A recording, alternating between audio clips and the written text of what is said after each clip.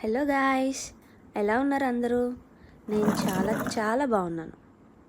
ఇవాళ అయితే మా అమ్మ వాళ్ళ ఇంటికి వచ్చేసామండి, జాతర జరుగుతుందని. ఎలాగో వచ్చేసాం కదా అని మా అమ్మ పచ్చడి చేయడం అయితే స్టార్ట్ చేసేసింది. ఆ పచ్చడి చేసిన రోజైతే మా ఇంట్లో పెద్ద పండగలా ఉంటుంది. ఎందుకు అనుకుంటున్నారా?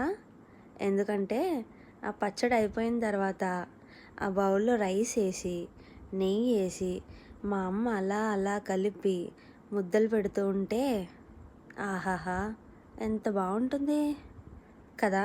మీకు ఇంతేనా? అయితే కామెంట్ చేసేయండి, లైక్ కూడా చేయండి.